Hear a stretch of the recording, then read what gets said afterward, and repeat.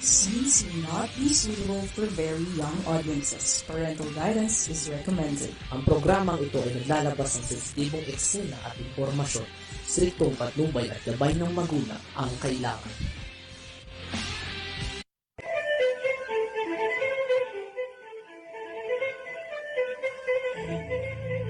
Babaeng migrante, may kakampi ka.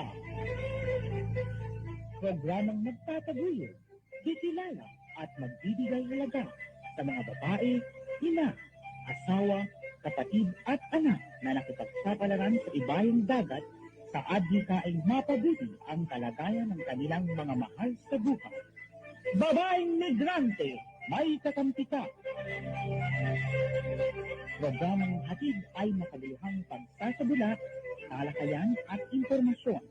Handog sa inyo ng kapisanan ng mga kamag-anak ng migranteng manggagawang Pilipino. Babaeng migrante, may kakampi ka.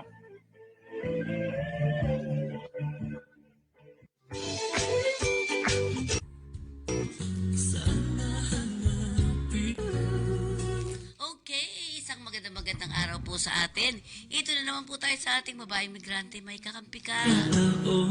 At syempre po, alam mo pa, 2016 pa po itong ano natin, babaeng migrante. Ay, 2003. Ilan taon na tayo babaeng migrante, may kakampi ka? Ito po ay nakapatungkoy sa ating mga OFW at ang kanilang pamilya. Hindi lamang po ito para sa babae. Kaya lang po sinabi nating babaeng migrante may kakampi ka. Mas vulnerable po kasi ang kalagayan ng ating mga kababaihang OFW. Plus, ito pa pala isa, dahil sila yung pinakamarami ngayong lumalabas. Yun. Okay, at syempre, mga paalala namin sa inyo po. Ano po, una, paano ba tayo, kasi alam niyo ba, bagong kitaan ngayon yung sa TikTok, ba? Mga TikTok daw. Visa-free countries for Filipino travelers. Tingnan po natin mamaya. Okay, pwede palang i-play yung songs daw ni Ate Mika niya. SARS, hello. Ikaw pala. Ang ni Ate Mika, may bukas pa daw, kaya tingnan mo nga muna yung niya. Okay. Tingnan natin, Madalas ka bang walang pera? Ito, sasagutin namin po sa inyo to, Pero bago yan, dire-diretso tayo. Sabi namin, yung mga wala pang TIN ID online, pwede nang kumuha. Online po. Yung mga walang TIN, Sige po. Sige, patingin natin. Yung TIN ID. Paano nga ba makakakuha nito online?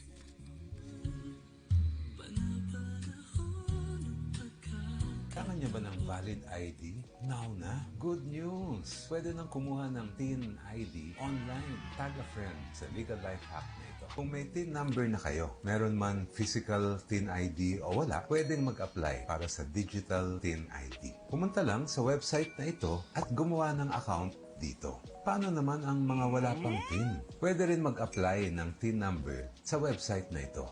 Ang digital TIN ID ay considered as valid government-issued ID para sa mga transactions sa lahat ng government agencies, LGU, employer at bangko. Hindi nito kailangan ng pirma dahil ang validation niya ay QR code. Sana makatulong ito para iwasan ang hassle ng pagpila at pag-antay para makakuha ng TIN ID. And that's our Legal Life Hack. Follow for more.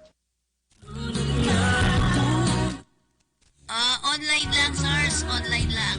Pakishare po ninyo itong ating mga programa dito, Okay, sa lahat po ng ating mga nais kumuha ng TIN. Yun, online lang po. TIN ID online, pwede nang kumuha. Ulitin ko lang uli mamaya po, At syempre, TikTok. May TikTok tayo, di ba? Paano ba yung TikTok natin? Saan niya makukuha na sa atin?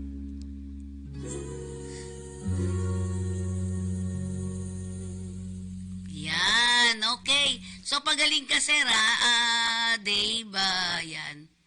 Pagaling ka. Kasi, yan. Pagaling. Naku, ano po sakit mo, sir?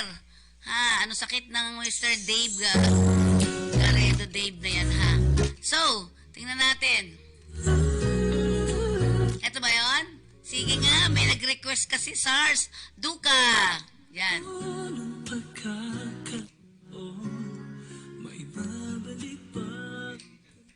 Okay, ito po yung request ni Sars Duca. Yan. Tingnan natin.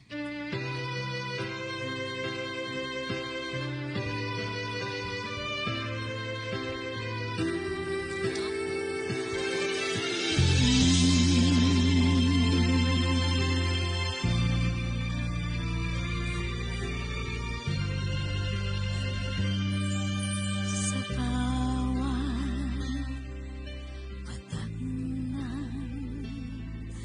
mga luha ko, kalungkutan ang laging nadarama ko. Mula nang mawalay ka sa piling ko, may bukas pa kayang darating?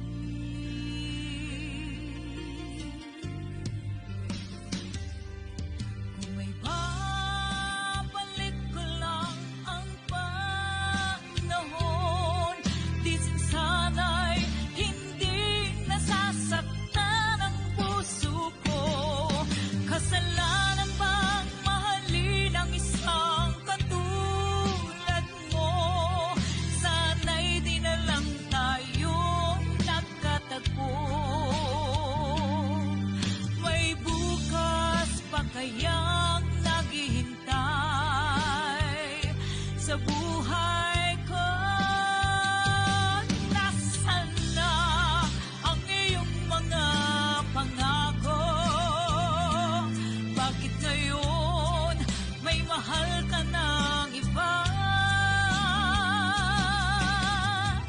Nagkulang ba ako ng pagmamahal sa'yo?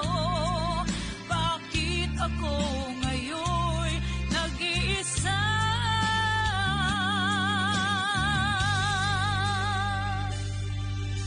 Sa bawat tatak ng mga luha ko, kalungkutan ang laging nadarama ko.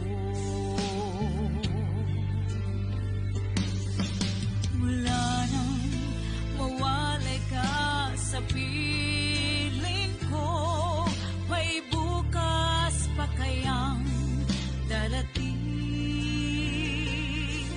May bukas pa kayang naghihintay?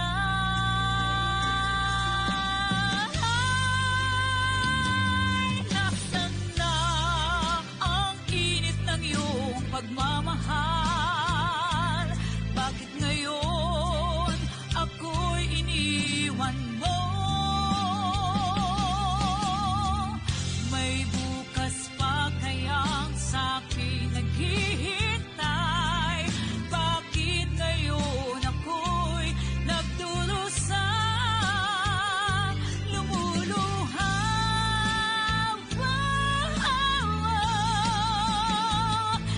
Nasaan na ang iyong mga pangako? Bakit ngayon nagmahal ka ng iba? May pag-ibig pa kayang sa'kin naghihintay? Sana'y bumalik ka na sa piling ko. Sana'y bumalik ka na sa buhay ko.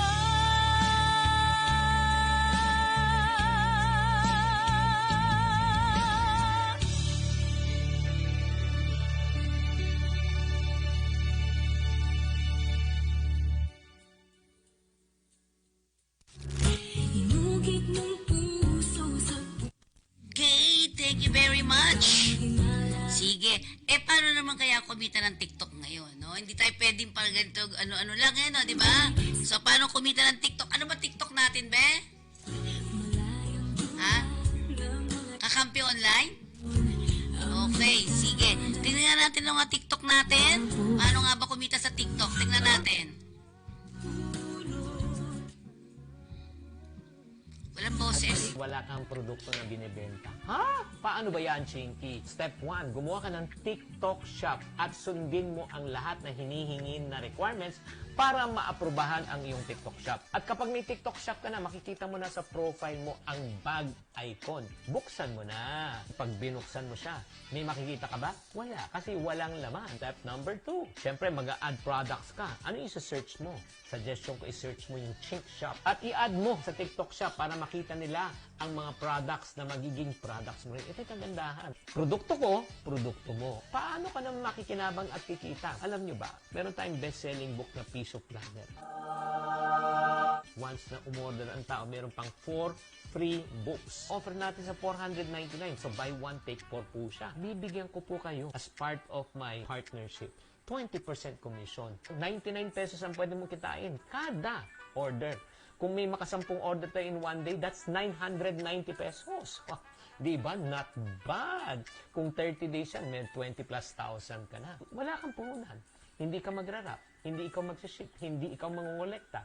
Lahat kami ang gagawa para sa'yo. Pero ikaw ang kikita.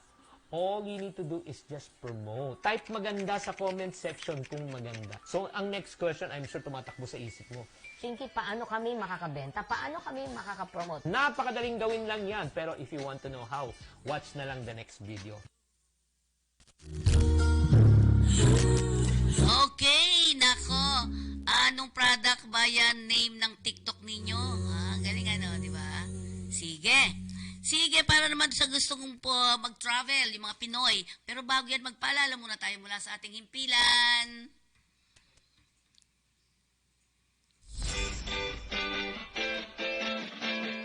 Kumusta? Paalis ka na ba? Kung paalis ka na kabayan, siguraduhin mo ang iyong kontrata. Tandaan mo, kontrata ang importante sa lahat. Ano nga ba ang kontrata? Ang kontrata ay kasunduan ng OFW, ng employer at ng ahensya. Ito ay pinipirmahan ng OFW at ng legal na kinatawan ng ahensya bilang patunay na sila ay nakakasundo sa nakasaad sa kontrata na may kinalaman sa pagtatrabaho ng OFW sa magiging employer nito. Bakit mahalaga na may kontrata? Ang kontrata ay isang proteksyon ng mga OFW dahil nakasaad dito ang kanilang mga karapatan, patungkulan, kalagayan ng pagtatrabahuhan, termino ng kontrata, at benepisyo ng OFW. Ang di pagsunod sa kontrata ng sinumang partido ay isang paglabag sa batas at maaaring batayan ng paghabla ng kaso.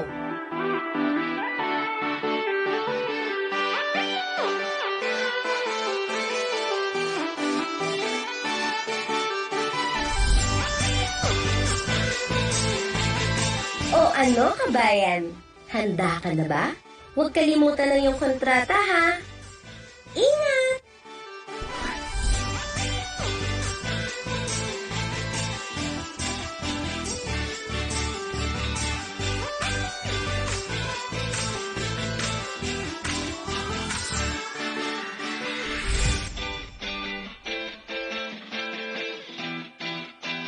Ano nga ba ang RA 10022 o Migrant Workers and Overseas Filipinos Act of 1995? Ito ay batas na nakatuon sa proteksyon at pagsulong ng kapakanan ng ating mga kababayang OFW. Bakit nga ba mahalagang malaman ng bawat manggagawang OFW ang mga ito? Dahil ito ay makakatulong upang malaman ang mga karapatan bilang isang manggagawa tulad na lamang ng mga sumusunod. Pagbabawal sa paniningil sa mga manggagawa ng illegal recruitment fees at iba pang panggastos. Malayang paghahanap ng trabaho at paghahanap ng mapapasukang hanap buhay. Karapatan sa laban panghimasok sa pansariling pananahimik. Karapatan sa pamamahinga at paglilibang. Confidentiality at pangangalaga sa mga personal na datos at impormasyon ng manggagawa. Alamin ang iyong bansang pupuntahan at pagtatrabahuhan. Karapatan sa diskriminasyon, malayang pagpupulong at pagsama-sama. Kaya kung ikaw ay may katanungan at nais na ireklamo tungkol sa iyong karapatan, maaaring dumulog sa tanggapan ng ahensya sa mga sumusunod.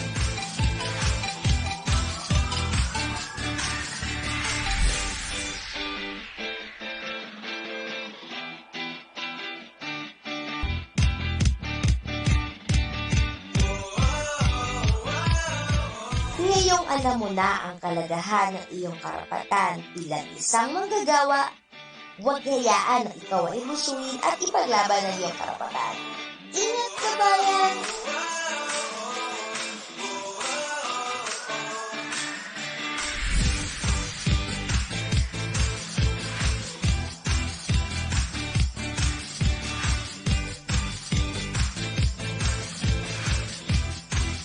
Okay, balik tayo sa ating babae migrante may kakampi ka. And of course, tandaan po natin na ang kakampi nakapatuon sa mga issue ng ating mga OFWs. At tingnan natin, ano nga ba ang tinatawag nating human trafficking. Tingnan po natin. Ang human trafficking ay isang makabagong paraan ng pang-aalipin. Ito ay paglabag sa dignidad ng tao. Ito ay isang krimen. Ang human trafficking ay ang pagkuha at paglilipat ng tao sa pamamagitan ng dahas at panglilinlang upang pagsamantalahan sa paraang prostitusyon,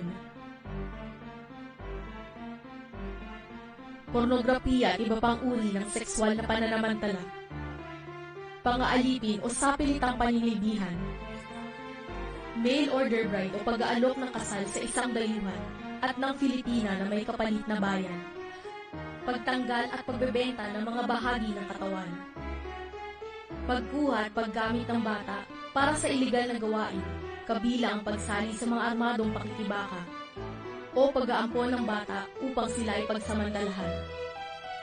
Sama-sama nating labanan ng human trafficking. Laban kontra human trafficking ay laban nating lahat. Tumawag o mag-text sa 1343 Action Line o dumulog sa anumang ahensyang miyembro ng Interagency Council Against Trafficking.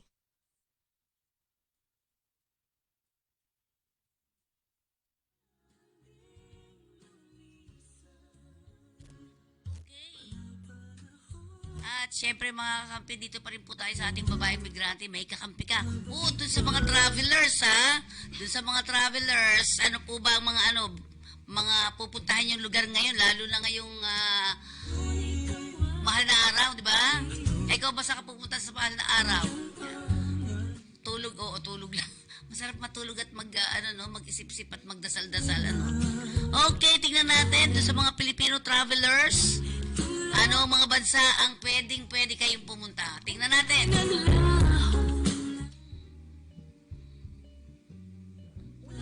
Ito na ang visa-free countries for Filipino travelers. Pasok ka sa Magic 37! Gawin nating mga Miss Universe, Barbados, Bolivia, Brazil, Brunei, Cambodia, Colombia, Cook Islands, Costa Rica, Ivory Coast, Dominica, Fiji, Haiti, Hong Kong, Indonesia, Israel, Kazakhstan, Kiribati, Laos, Macau, Malaysia, Micronesia, Mongolia, Morocco, Myanmar, Niue, Peru, Rwanda, Samoa, Singapore, St. Vincent and the Grenadines, Suriname, Taiwan, Tajikistan, Thailand, Vanuatu, and Vietnam. So ito ang listahan ng mga countries na pwede mong bisitahin na wala kang daladalang visa or kailangan ng mga pagpuprocess bago umalis. So sa susunod na video, ililista naman namin lahat na countries pwede mo puntahan na visa on arrival. This is Angeli Dub, Meet the World through Access Travel.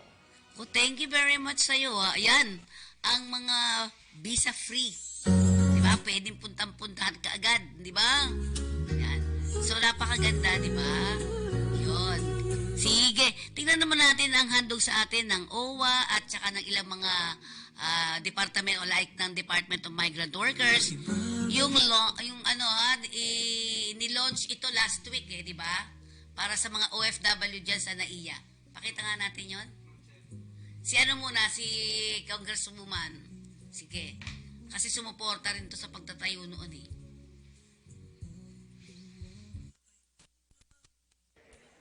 Pinapurihan ni OFW Party List Representative Marisa Delmar Magsino ang Overseas Workers Welfare Administration o OWA ng Department of Migrant Workers at ng Manila International Airport Authority ng Department of Transportation sa soft opening ng naturang OFW Lounge sa Paliparan. Sa budget deliberation sa Kamara noong Setyembre 2023, hinimok ni Congresswoman Magsino ang DOTR na maglagay ng OFW lounges sa mga international airport. Tayo po ang nag-file sa OFW Party List ng House Resolution 1305 kung saan ine-urge po natin ang ating Appropriate Committee na magtayo po at magbigay po ng inquiry at tiyakin na magkaroon po ng establishment ng mga OFW lounges sa mga major airport po ng ating bansa.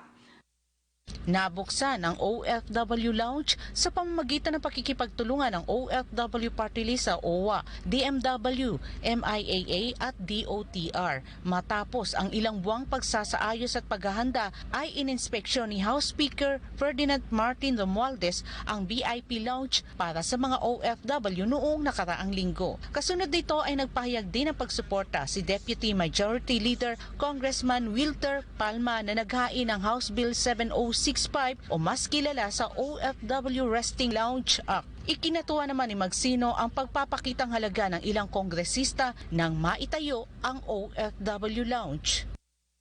Naliligayahan naman po ako dahil marami po nagsusuporta dito sa ating advocacy ng OFW Lounge na ito. Wala naman pong problema dahil suporta naman po ito. Ang gusto ko lamang pong ipaalam, tayo po ay hindi tumigil sa pagfa-follow up, tayo po hindi tumigil hanggat hindi po maging maisakatuparan ang ating OFW Lounge. Ang 24/7 OFW Lounge sa NAIA Terminal 1 ay libreng iniaalok para sa mga manggagawang Pilipino habang nag-aantay ng kanilang flight paalis ng bansa. Dito ay may unlimited na pagkain, inumin, wifi, may charging station at iba pang amenities na maaaring gamitin ng libre. Samantala bukod sa 24/7 VIP Lounge para sa mga papaalis na OFW ay plano rin ng OFW Party List na maglagay ng help desk para naman sa mga paparating na OFW mula sa iba't ibang bansa. Gusto natin kasi na bago sila umuwi ay makasigurado tayo na wala silang mga sakit dahil nanggaling sila sa ibang bansa bago man lang silang makipagmingle sa kanilang mga pamilya. Para sa Diyos at sa Pilipinas kong mahal, Cherry Light, SMNA News.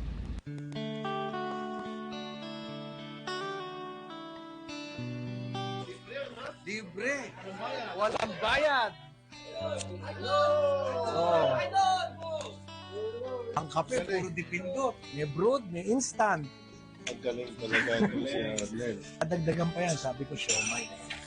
O dapat may mga siomay. Ito lang, kalalaki pa namin. Baka pwede urong. Dito sir, meron na. Dito, Nakakatawa. Masikip na sila, dapat malong-long.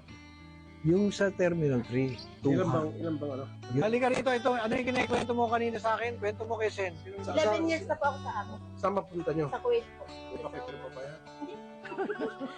Kumain na po kayo ng Scaldo. Ayun mo, pinakita ka po na. Masarap naman po, ma'am. Hindi pa nga po namin dati. Mainutan po muna kita. Parang kasalanan pa ni Sen. Hindi ka nakakain. Anong pangalan niyo ulit yun? Ang inaayos natin, Sen, yung extension, may shower na. Wow. Yes, maganda. Yes, may shower na. Ito, Sen, wala pang buhangin ng Jeddah, nandun na yan. Oo, napakatagal na yan. Antigo na. Antigo na yan. Pero pang dadagdag, isa pang charging station doon tomorrow. Sigat mo lang, load. Preload. Ito yung aming ibabalita sa inyo. Tomorrow we'll be signing a huge partnership with PLDT. Ililibre ang tawag ng 1348. Okay, ang ganda. Happy tayo dyan, ano, diba? At syempre yan ay para sa ating mga OFWs. Paulit-ulit nating sasabihin sa kanila na ito ang handog ng OWA, ito ang handog ng mga nagmamahal sa inyo, di ba? So, napakaganda nga naman, di ba? Kasi dati, ang hirap-hirap nga eh, di ba? Okay, dakuan naman natin ngayon. Okay. Okay, sige. Bakit gano'n lagi tayong walang pera? Pero bago tayo mawala ng pera, paalala lang natin muna yung mga kalusugan natin. Diba? Tandaan natin ha, mga OFW, ang kalusugan, ang ating puhunan sa pagtatrabaho sa ibang bansa. Diba? Okay. Ang human trafficking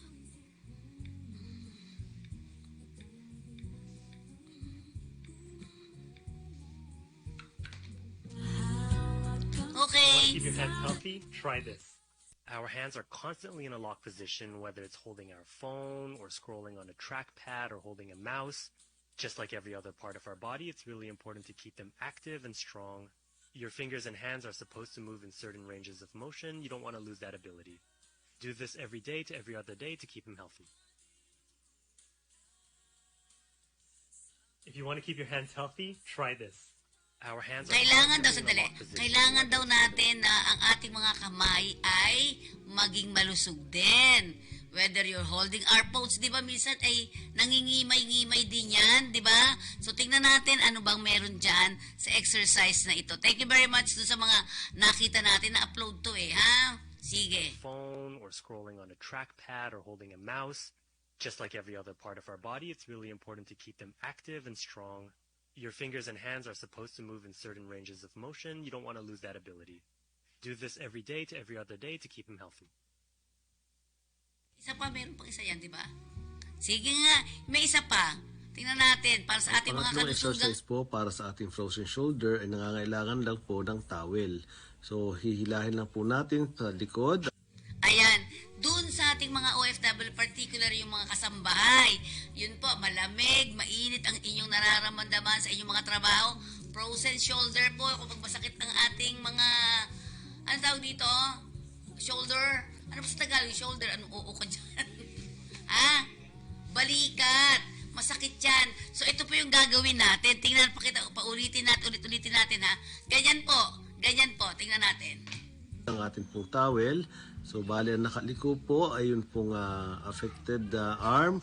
Tapos, hihilahin po pataas nung unaffected arm. So, gagawin po ito ng 10 to 15 repetitions. Mga 3 sets po kung kaya po natin para mas mamobilize po ang mga muscles sa scapula at sa ating pong balikat.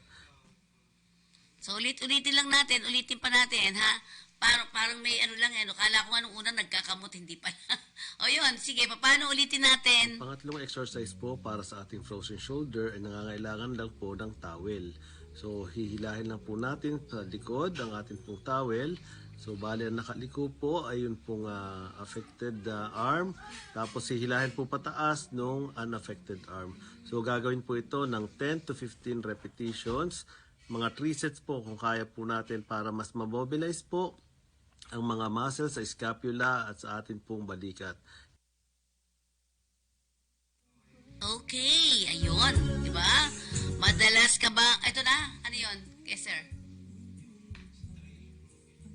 Ha? Sige, tingnan naman natin ha, suportahan po natin ito, Slay Zone, ito yung malapit na ba ito ipalabas? In Cinema Nationwide, February 14. Ayan po ha, kasi anak ko nandyan, siya ang writer nito. Sige nga po, White International Film. Hanggat ako ang hepe dito sa Pulang Araw, sisiguraduhin ko po ang kaligtasan at kapayapaan ng ating lugar. Hello everyone! Nandito tayo ngayon sa lugar na tinatawag nilang Pulang Araw. Itong nasa likod ko ngayon ay tinatawag na Ledesma Mansion. Haunted house daw itong mansion na to dahil pinatay daw yung pamilyang nakatira dito dati. Siya nga pala si Kapitan Corazon Fernandez, ang may hawak dito sa Pulang Araw. Nice to meet you, ma'am. Nice to meet you too. Naku po si V na nagsasabing, Slay, bye, love you! Alam ko naman na idol mo yan eh. Kamag-alala. Gagawa ko ng paraan para ma-meet and greet mo siya. Thank you po, Tita Mama. I love you. Oo na po. Basta kung may kailangan ka, sabihan mo lang ako. Sure. Hindi mo kilala yung tao pagkatapos nakikipagkita ka kaagad. Eh, paano kung gawan ka na masama niyan, ha? Tita Mama, hindi po siya ganun. Basta hindi ka makikipagkita, tapos. Ano nangyari dito? Puro saksak na kutsilyo yung katawan niya eh. Tapos, parang may kakaibang marka dun sa leeg niya. V, are you okay? I have been receiving death threats. Mukhang isa lang yung pumapatay sa kanila eh. Ako na po yung susunod niya. Ano mo nasabi? Kasama po ako ng gabing yun sa bahay ng mga Ledesma. Hindi dapat malaman to ng mga bisita nating influencer. Baka kumala sa social media.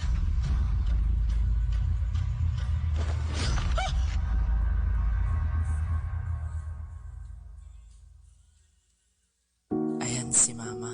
Parang walang problema, di ba ate? Oo nga, palaging masaya at puno ng ngiti.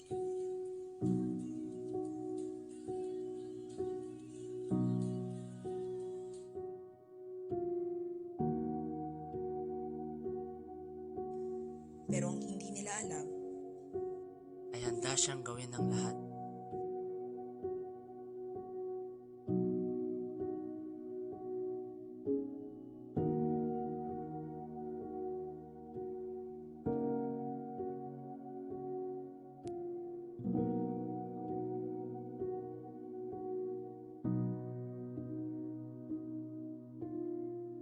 porsigido sa paghahanap ng trabaho. Kahit lumapit sa patalim.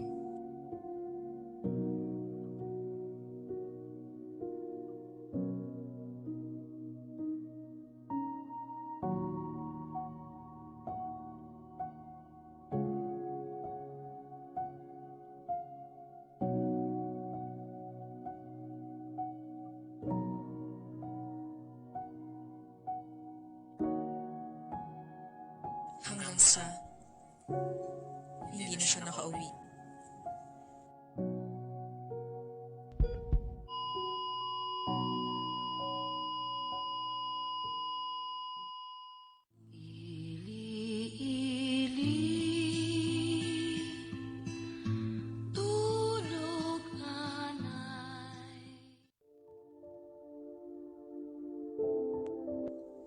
Walang sino man ang may karapatan sa iyong katawan, sapagkat ito ang iyong kayamanan. Babae ka, hindi alipin ni numan. Human trafficking ay labanan.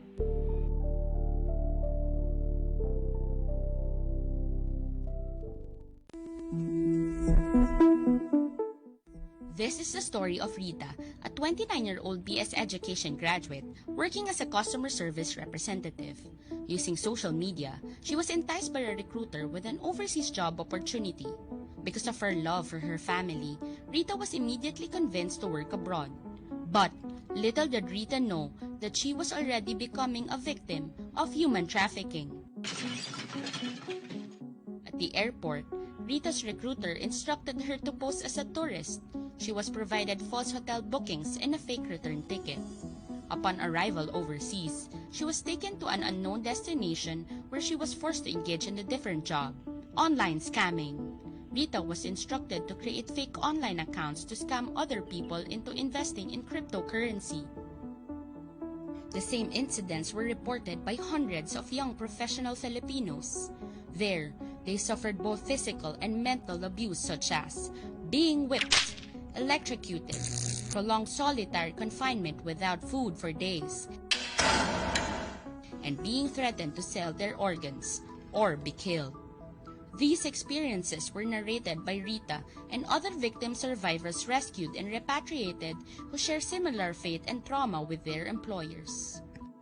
In response, the Interagency Council Against Trafficking, or the IACAT, has intensified its efforts to further prevent human trafficking. Originating in 2010, the Philippine government created guidelines to standardize the inspection and clearance of international-bound Filipino passengers. Its purpose is to prevent human trafficking and protect Filipinos from illegal recruitment. The guidelines also aim to capture emerging trends in the trafficking of persons. As of April 2023, the Philippine government monitored over 2,200,000 Filipino departing passengers abroad. Out of those international-bound Filipino passengers, 99.5% were cleared to depart the country. The remainder were flagged for showing fraudulent, falsified, or tampered documents, misrepresentation, or were identified to be potentially trafficked persons. Filipinos who fall victim to human trafficking such as Rita are provided by the Philippine government with repatriation, welfare assistance, psychosocial assistance, and legal assistance. Together with 11 other Filipinos, Rita was safely repatriated home by the Philippine government and now has the chance to live a normal life again. With these continued efforts against trafficking in persons, the Ayakat appeals to our fellow Filipinos to rally behind our mission to combat human trafficking.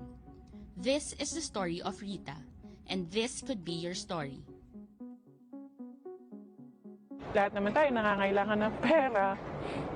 Yun, lagi isipin din na yung too good to be true, huwag natin papatusin kasi mapapahamak lang tayo. May mga bagay naman talaga na maganda yung income, pero siguro dumaan tayo sa tamang proseso. Yung mga permit, i-check nyo kung legal, kung approved ba siya. Ignorance to the law excuses no one. So hindi natin pwedeng sabihin na hindi namin alam. So may Google, research natin. Together, let's end human trafficking. Gabay sa paglalakbay, be smart when you depart. A reminder from the Interagency Council Against Trafficking.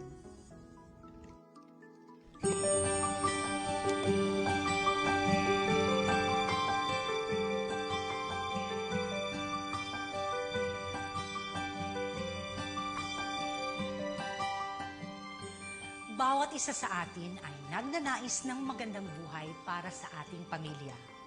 Lahat ay gagawin natin, mabigyan lamang sila ng magandang buhay.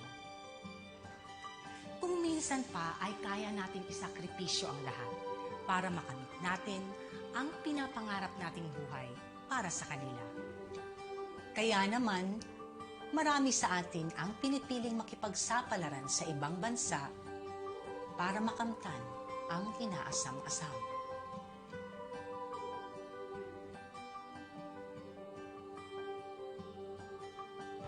Malungkot man ang mawalay sa kanila, isasakripisyo na natin ang sariling kaligayahan.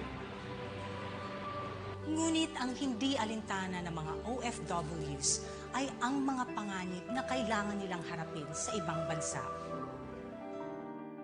Marami sa mga OFWs ang nakakaranas ng pang-aabuso, pananakit at paghihirap sa kamay ng kanilang mga amo. Ngunit ang pinaka-nagpalala ng lahat ay nung dumating ang COVID-19 pandemic.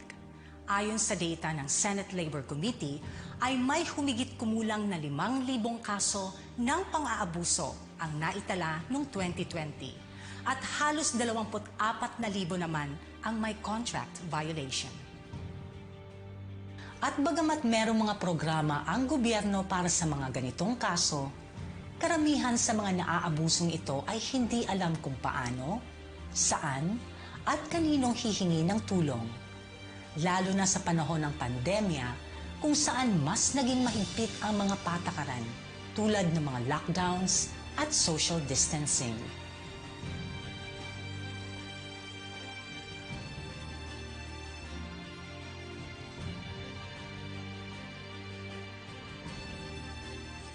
Ano nga ba ang mga dapat mong gawin para masiguro na maging maayos ang buhay bilang isang OFW at maiwasang maabuso sa ibang bansa?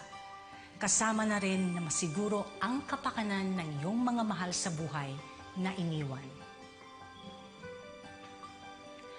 Una sa lahat, siguraduhin na legal at dumaan sa tamang proseso ang inyong mga papeles. Naglipa na ang mga illegal recruiters. Siguraduhin hindi ka magpapabiktima sa kanila dahil mas mataas ang tsansa na maabuso ka sa ibang bansa kapag ikaw ay illegally recruited. Huwag basta-basta magtiwala sa mga recruiters na kumakausap sa iyo. Kailangang merong tamang agency ang maglalakad ng papeles mo at siguraduhin na merong job order na ibibigay sa iyo upang masigurado na merong naghihintay sa iyong trabaho pagdating mo sa bansang pupuntahan mo.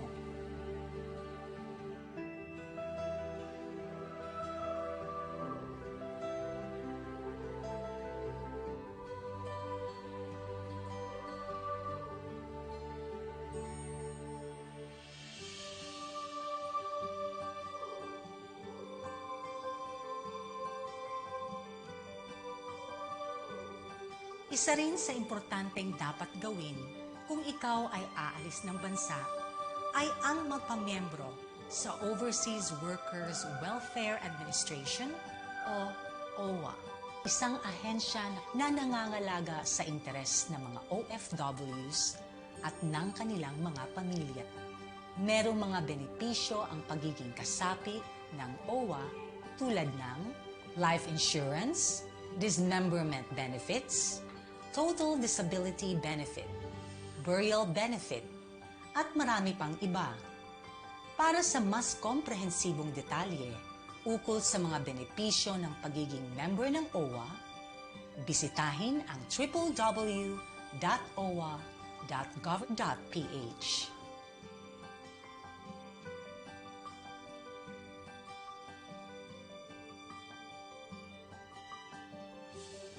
Sa pagdating mo sa bansang pagtatrabahuan, marapating alamin agad kung ano ang mga ahensyang makakatulong sa iyo sa panahon ng kagipitan o pangangailangan.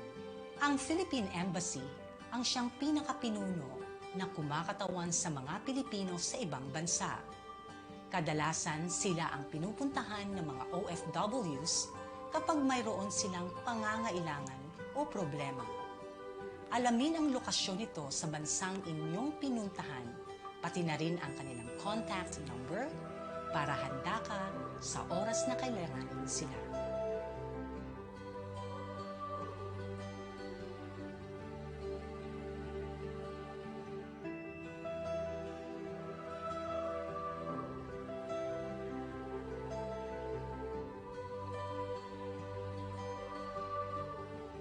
Ang Migrant Workers Offices o MWO naman ay nasa ilalim ng Philippine Embassy na nangangasiwa sa problemang may kinalaman sa OFWs. Ilan sa mga karaniwang problema na tinutugunan nito ay mga problemang kaugnay sa kontrata tulad ng mga napasok, nawawala, contract swapping, at di tinapos na kontrata. Kapakanan ng mga OFW na maaaring may kinalaman sa pagsasamantala, pagmamaltrato, at panggigipit ng mga amo at naliligaw o nawawala sa ibang bansa. Prevention is better than cure, sabi nga nila. Kaya't laging mas mabuting handa tayo sa anumang bagay. Ngunit kung minsan ay may mga bagay tayong hindi maiiwasan. Pwede pa rin tayong mabiktima sa kabila ng ating mga pag-iingat. Kailangan mong tandaan na bilang isang OFW ay merong nakalaang benepisyo ang ating gobyerno. Kung ikaw ay isang OFW na naging biktima ng pang-aabuso at nakabalik na sa Pilipinas, pumunta lamang sa OWA upang malaman ang mga steps na kailangan gawin upang makuha ang mga benepisyo. Huwag kang mag-atubili na gawin ito dahil ito ay karapatan mo. Kung merong mang hindi mauunawaan, maaari kang magtanong sa mga representative ng OWA o kaya naman ay humingi ng tulong sa mga taong mas nakakaunawa. Maaari nyo rin silang makontak sa mga numerong ito.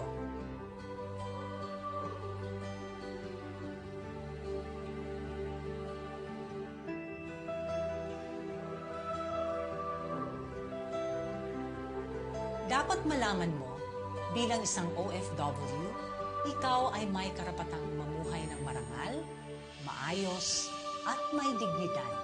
At lahat ng ito ay para sa kinabukasan ng iyong pamilya.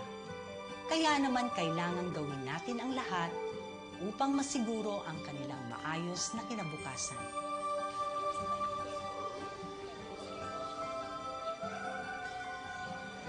Mga OFWs, laging tandaan na hindi kayo nag-iisa. Laging may kakampi sa anumang hamon na haharapin sa iyong buhay.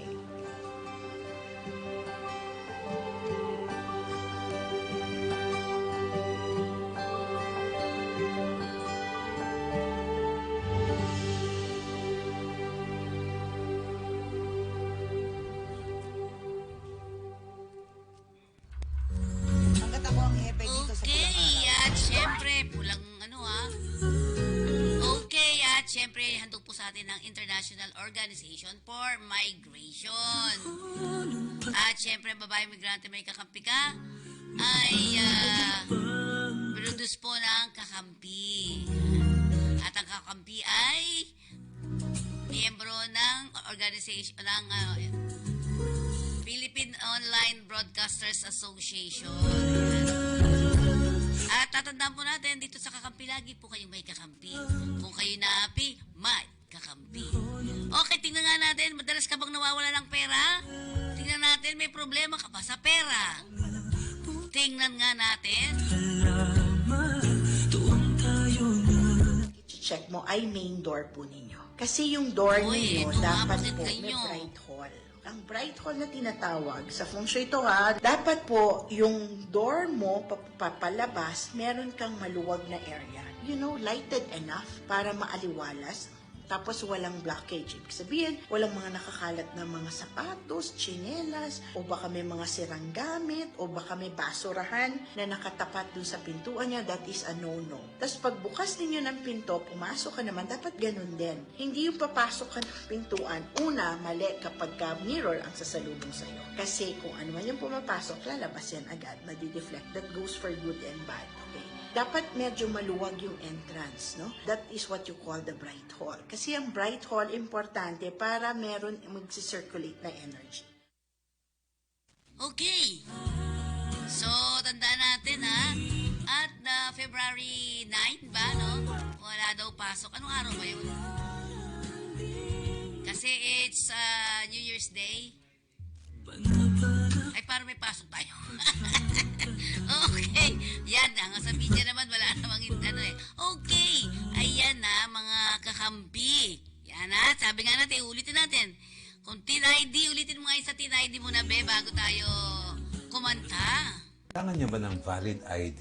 No. Ayan. Good SARS. news! Pwede nang kumuha ng TIN ID online. Tag a friend sa Legal Life Hack na ito. Kung may TIN number na kayo, meron man physical TIN ID o wala, pwedeng mag-apply para sa digital TIN ID. Pumunta lang sa website na ito at gumawa ng account dito. Paano naman ang mga wala pang TIN? Pwede rin mag-apply ng TIN number sa website na ito. Ang digital TIN ID ay considered as valid government-issued ID para sa mga transactions sa lahat ng government agencies, LGU, employer at bangko. Hindi nito kailangan ng pirma dahil ang validation niya ay QR code. Sana makatulong ito para iwasan ang hassle ng pagpila at pag-antay para makakuha ng TIN ID. And that's our Legal Life Hack. Follow for more. Yon. O, diba? Ang cute. Sige, para tayo makapag-relax din, kanta muna tayo ulit.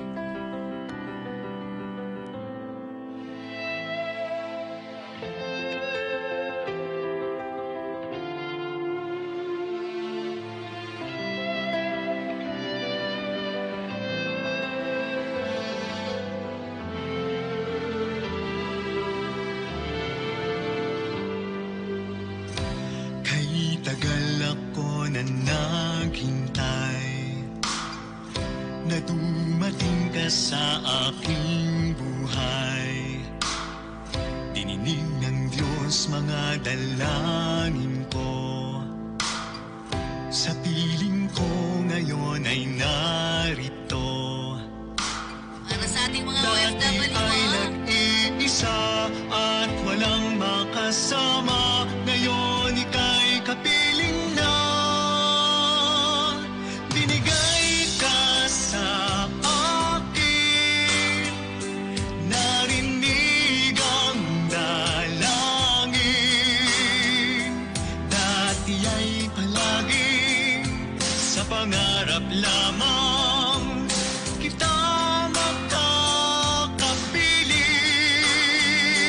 At di ko makakaya na ikaw ay mawala pa.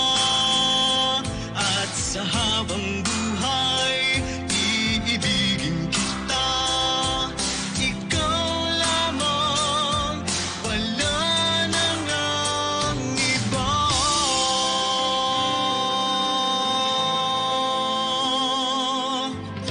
Ayoko na sa'king mawalay ka.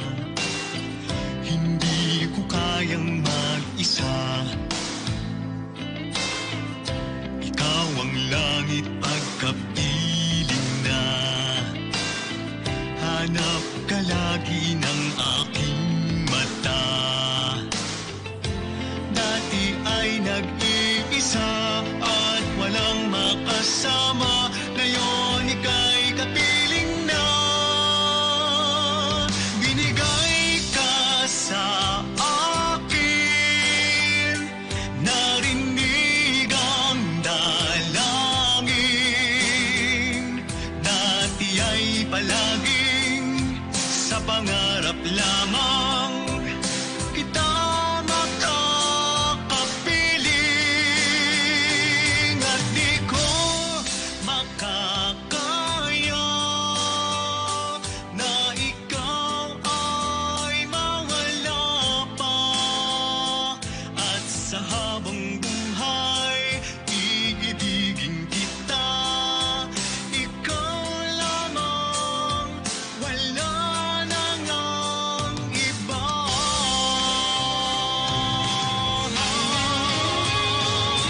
Binigay ka sa akin,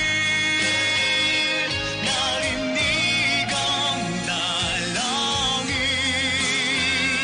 Dati ay palaging sa pangarap lamang kita makakapiling, at di ko makakaya na ikaw ay mawala pa.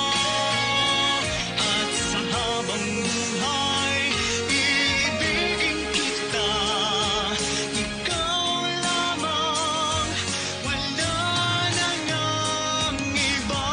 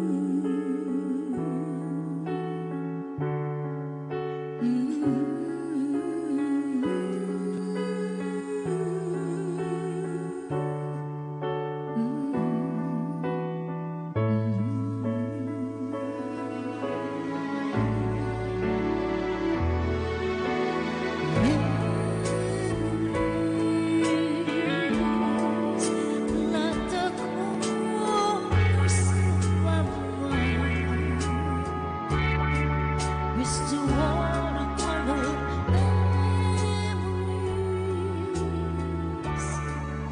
of the way we were.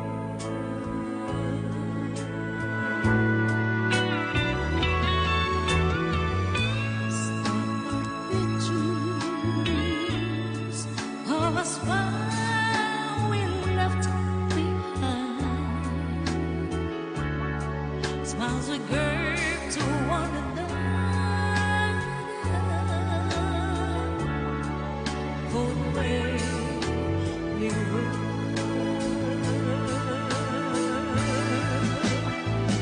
And dawn can it breathe that it was so simple day. But has time ruined every life? If we have a chance to do it all,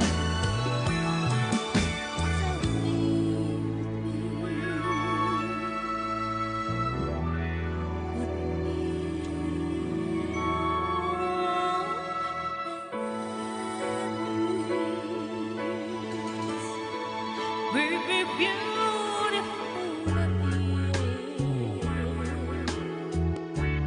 What's the painful to remember?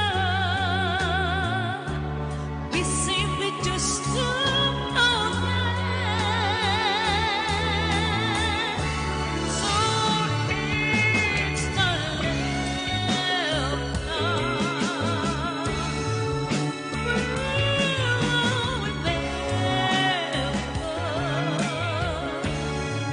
when the love will remember.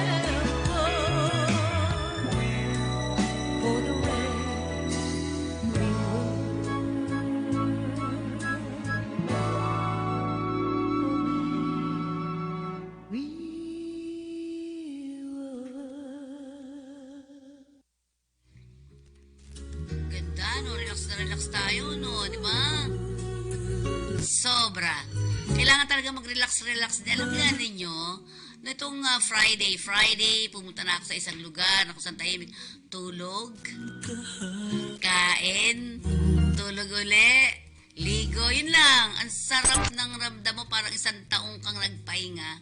Kasi kailangan natin mag-recharge din, di ba? Okay, at sige, tuloy-tuloy pa rin tayo sa ating programa dito sa ating Babaeng Migrante. May kakampi ka. Sige, tingnan natin, dun sa mga gustong pumunta. O, di ba? Gusto niyo pumunta sa Norte. Sige, tingnan nga natin anong meron dyan at ano ang mga dapat puntahan natin. Dito muna tayo sa bansang Pilipinas.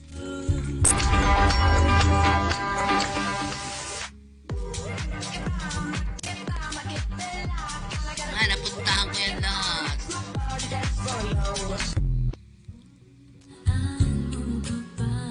Yan lang yun. Sus, kala ko naman napakarami. Sige, sa susunod hanapin natin. Marami tayong pwedeng puntahan ngayong pang long weekend sa mga susunod, di ba? Ayan. At sana po ay nagustuhan ninyo itong ating mga pakulo natin dito. Pero bago yan, nais ko sana sa inyong magbigay pa ng mga ilang paalala. Uulitin ko lang muna yung RB paulit natin. Yung ginawang launching do sa lounge para sa mga OFWs. Ulitin natin kasi para yung mga ibang hindi pa nakakapanood, makita ninyo ano ba ang meron ngayon sa mga OFW dyan sa NAIA. Diba? At sabi nga, hindi lang daw yan kasi sa NAIA 3 din magkakaroon, mas maluwag, mas malaki. May libreng pagkain, diba? Merong load, ay merong pa ring wifi.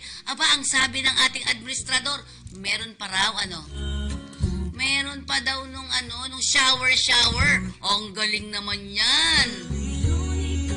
Okay, next na. Sige nga, tingnan natin.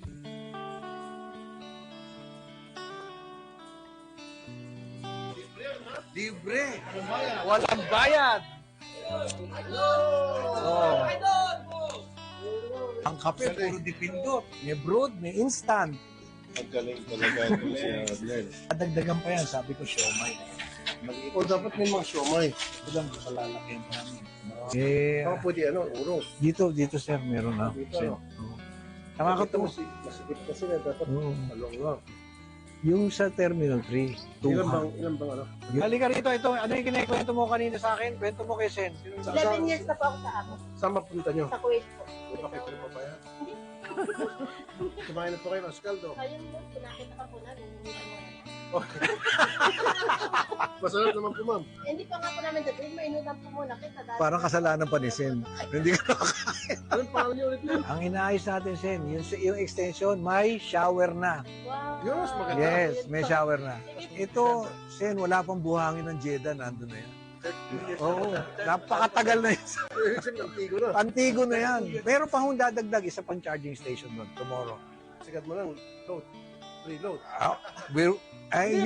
Ito yung aming ibabalita sa inyo. Tomorrow we'll be signing a huge partnership with PLDT. Ililibre ang tawag ng 134. Pinapurihan ni OFW Party List Representative Marisa Delmar Magsino ang Overseas Workers Welfare Administration o OWA ng Department of Migrant Workers at ng Manila International Airport Authority ng Department of Transportation sa soft opening ng naturang OFW Lounge sa Paliparan. Sa budget deliberation sa Kamara noong Setyembre 2023, hinimok ni Congresswoman Magsino ang DOTR na maglagay ng OFW Lounges sa mga international airport. Tayo po ang nag-file sa OFW Party List ng House Resolution 1305 kung saan ine-urge po natin ang ating appropriate committee na magtayo po at magbigay po ng inquiry at tiyakin na magkaroon po ng establishment ng mga OFW lounges sa mga major airport po ng ating bansa.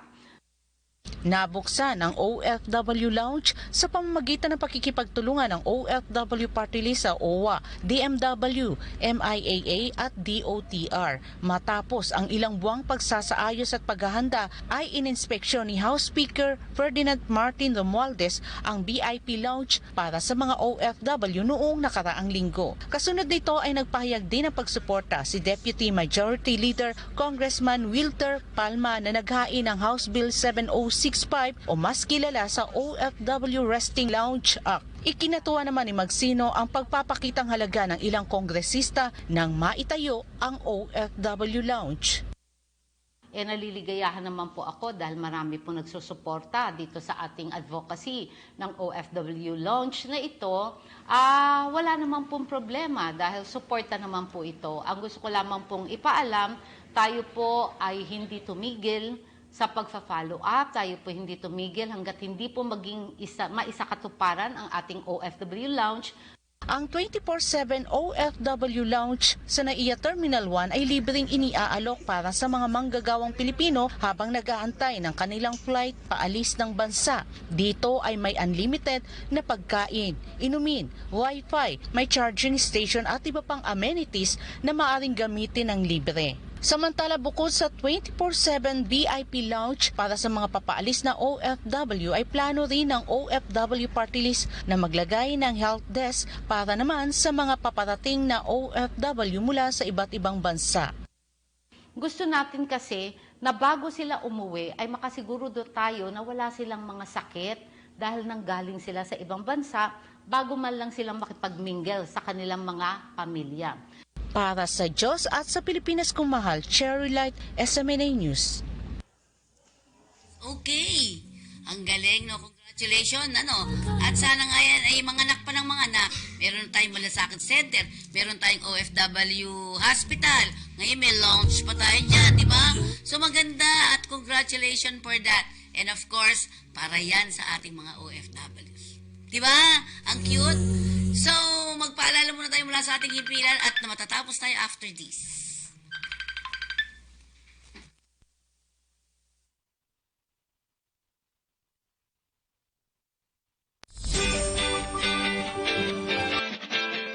Kumusta? Paalis ka na ba? Kung paalis ka na kabayan, siguraduhin mo ang iyong kontrata. Tandaan mo, kontrata ang importante sa lahat. Ano nga ba ang kontrata? Ang kontrata ay kasunduan ng OFW, ng employer at ng ahensya. Ito ay pinipirmahan ng OFW at ng illegal na kinatawan ng ahensya bilang patunay na sila ay nagkakasundo sa nakasaad sa kontrata na may kinalaman sa pagtatrabaho ng OFW sa magiging employer nito. Bakit mahalaga na may kontrata? Ang kontrata ay isang proteksyon ng mga OFW dahil nakasaad dito ang kanilang mga karapatan, katungkulan, kalagayan ng pagtatrabahuhan, termino ng kontrata at benepisyo ng OFW. Ang di pagsunod sa kontrata ng sino mang partido ay isang paglabag sa batas at maaaring batayan ng paghabla ng kaso.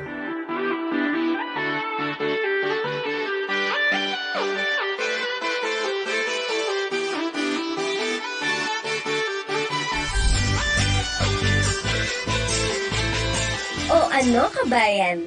Handa ka na ba? Huwag kalimutan ang iyong kontrata ha! Ingat!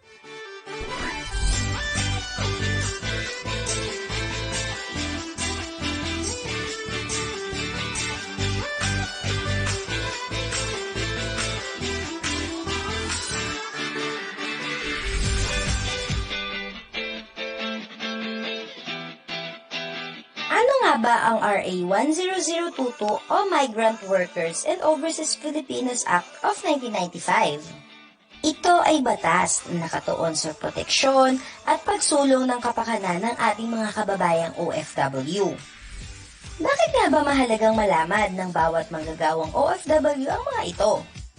Dahil ito ay makakatulong upang malaman ang mga karapatan bilang isang manggagawa tulad na lamang ng mga sumusunod. Pagbabawal sa paniningil sa mga manggagawa ng illegal recruitment fees at iba pang panggastos.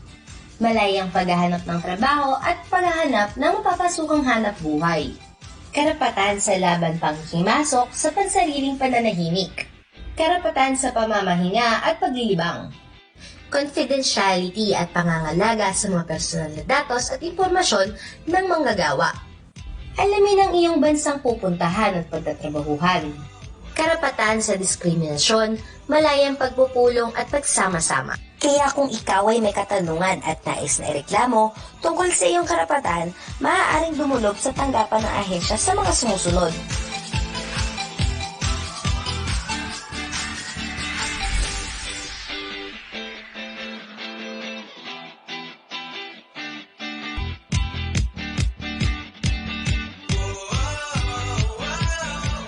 Ngayong alam mo na ang kalagahan ng iyong karapatan bilang isang manggagawa, huwag hayaan na ikaw ay busuin at ipaglaban ang iyong karapatan. Ingat ka, bayan!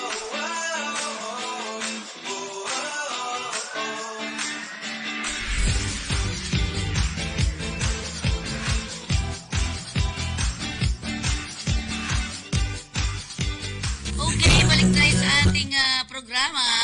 At ito po nagtatapos ang ating babaeng migrante may kakampi ka.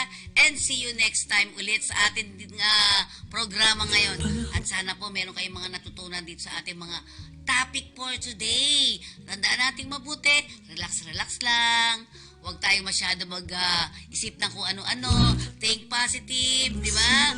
At lagi po natin tatandaan, ang kahalagahan ng ating buhay ay nasa sa atin. Tayo mag-aayos at sisiguro sa kinabukasan natin. Ito po ang inyong lingkod. Ito po ang inyong lingkod. Fe Nicodemus para sa ating babaeng migrante. May kakampi ka. Paalam po! Isang oras naman ang lumipas. Lagi nating tatandaan ang lahat ng problema ang kinakaharap. May kasagutan dito lang sa ating programa. Babaeng migrante, may kakampi ka. Programa totoo para sa masa. Serbisyong totoo para sa OFWs. Muli, dito sa Kakampi Online, may kakampi ka!